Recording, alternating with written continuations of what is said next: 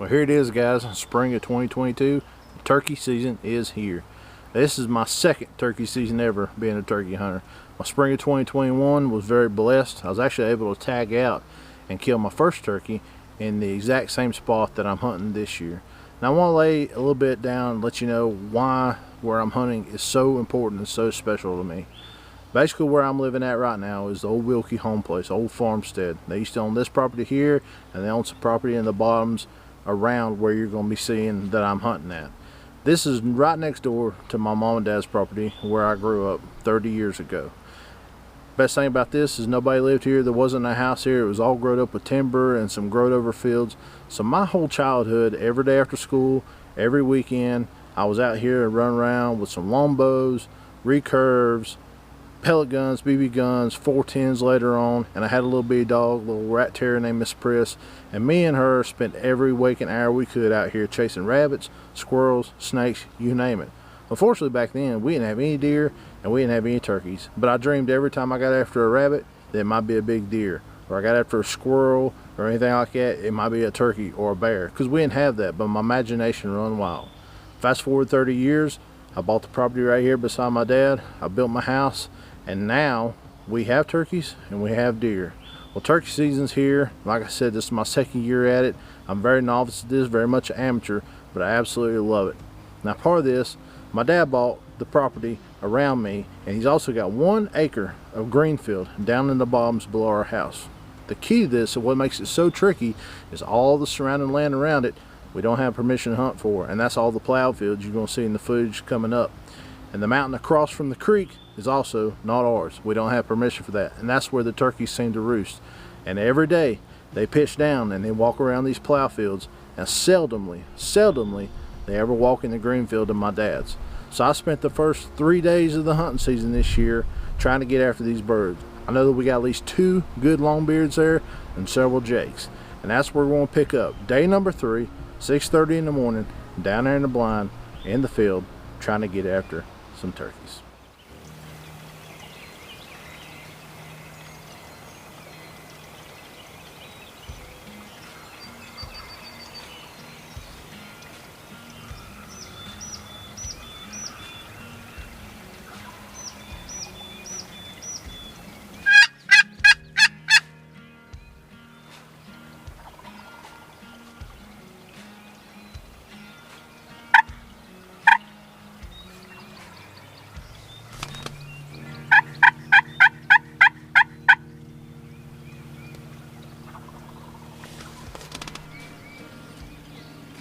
After about 30 minutes of listening to the longbeards gobble up on roost, finally a group of birds pitched down to the edge of this field and started making their way around. Now with my naked eye, I could not see any longbeards on any of these birds, but every now and then I could make out that a few of them had some red heads, and I think possibly even 1 hen. As time went on and they got closer, I could tell I was right. I had no intentions of shooting a jake. I didn't want a jake. But with that hen making her way closer and closer in my direction, I knew that I had a front row ticket seat to an awesome show and could not wait for it to begin.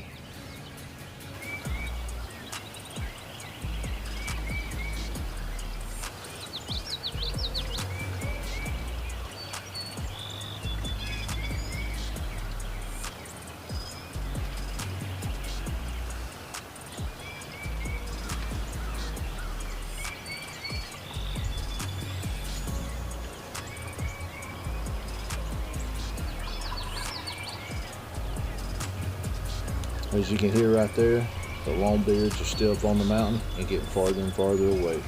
The jakes were definitely giving a good listen to them, but they were more interested in this hen and where she was going.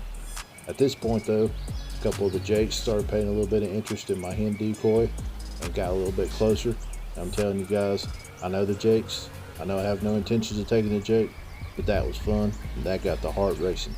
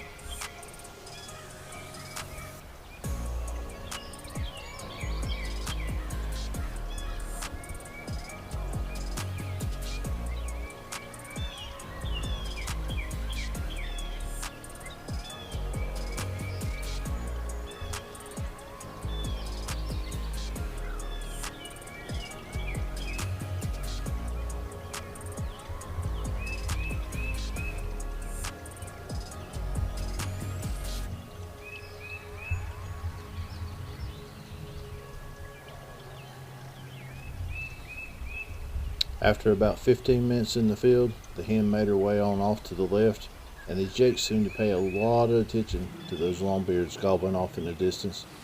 And for some reason, I don't know if they were skittish of my decoy or what, but they headed their way. I pretty much thought that my hunt was over for the morning.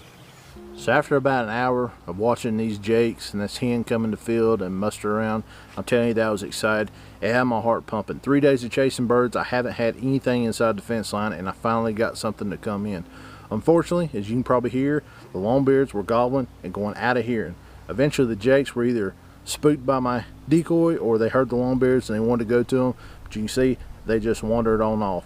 I pretty much assumed that my morning hunt was over with. Once they got out of sight and the hen got out of sight, I packed up my gear and I got out of the blind. Now I normally stash my four-wheeler in the briars behind my blind about 50 yards. You can't see it, it's back there. I stash my four-wheeler there and I go back, I start loading all my gear up in it, and I get my four-wheeler and I start to pull out. Well, lo and behold, as soon as I come out, come by my blind, I look down the field and this is what I see. Wonder how stupid I am. So I take my four-wheeler, stash it way back in there. Sitting there all morning and I hear the longbeards go out of sight that way. I ain't heard a gobble in an hour. Can get my four-wheeler, come riding out. So coming out, I look down past my blind. And what do you know? 2 longbeards. Surprisingly, they hadn't spooked to run off. So there it is. I pulled out on the four-wheeler and the longbeards were right there. If I had been in the blind, I might be able to cut a couple purrs or cuts at them or yelps and get them to come in the field. I might have been tagged out by this point. Who knows? But I quit a little early. Patience was the key and I didn't have patience. But I don't think I scared the longbeards and I don't think I chased them away. I actually watched them for about 30 minutes and they just kind of fed and made their way on down the field and out of sight. So at this point, I've already got my stuff packed. I get on the four-wheeler, I ride on up to the house, I go get me some lunch. My intentions is I'm gonna come back about 3 o'clock, jump in the blind, and see if I can't call them back in, or hopefully they come back through. I'm even debating about a jake. I don't want to shoot a jake though. I'm wanting a longbeard, and that's what we're after.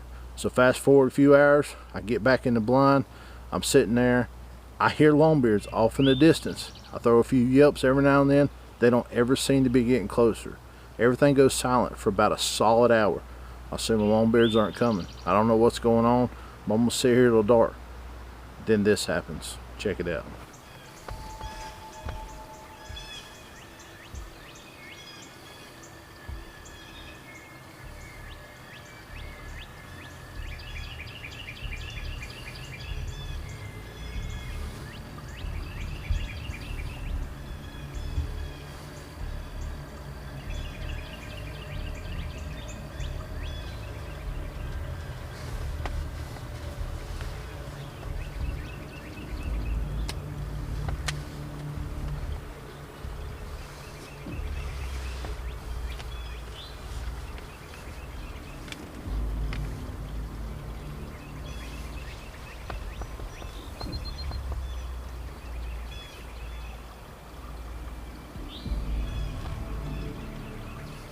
So you can't tell from this angle, but the camera has a lot better angle than I do. I can tell that there's 2 turkeys, but I can't tell which one is the biggest one. So I'm just trying to let one get out of the way of the other so I can analyze the beards and try to figure out which one's the trophy. I'm not all about just shooting the first one that comes in or the one that's strutting. I just want to shoot the best one and the oldest one. Save the younger ones for seed. That's my motto anyway for the property that I'm hunting. Give it a little time, let them work in, see what they do, and analyze.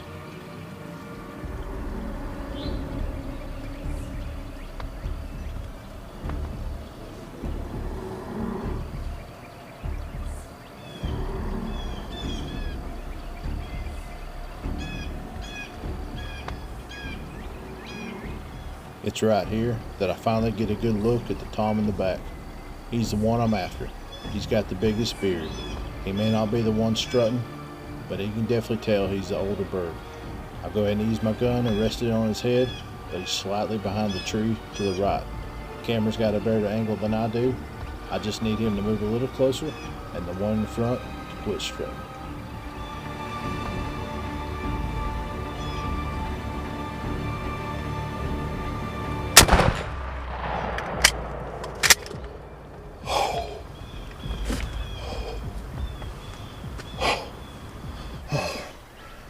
Thank you, Lord. 3 days off. I've been working on these birds. Finally got them to come in. Finally got them to commit. I'm shaking like a leaf. The bird on the ground's got the biggest beard. He was the last one to come in. The one still standing, he was kind of brazen. He come in strutting. The other one was smart. He hung back. He's gonna let the little one take the fall. I seen his beard though. I waited on it. The old Mossberg 3.5 laid him down. I'm telling you, I am so pumped. This is addicting. Thank you, Lord. I'm gonna get out there and take care of this. 365 days and 10 minutes since I killed my very first turkey in the exact same spot. I just smacked down my third.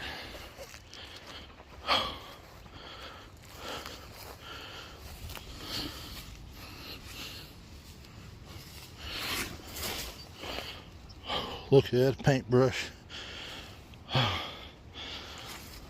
The old 3.5 Mossberg laid a smack down on it. He don't have the biggest spurs like my other two, but he's definitely got the thickest beard. Thank you, Lord. There you have it. 30 years later, from when I used to run around these very bottoms as a kid, chasing squirrels and rabbits with a longbow or a BB gun, dreaming of one day killing something of prestige on this ground. I'm back, and we got turkeys, and I'm able to get them on them and get them in my 1 little acre of permission that I have and put the smack down on them 2 years in a row. I'm definitely hooked on turkey hunting. I love it. I'm looking forward to deer season. Hunting the same little piece of land is so challenging to get animals on that 1 little acre. I absolutely love this. I hope you enjoyed this video. I really appreciate you coming along for my journey. This is such a sentimental, heartfelt little hunt for me, and anything I hunt down there is. And we got more hunts coming in the future this fall in the same spot. We love you. We appreciate you. Till next time, y'all roost one for me.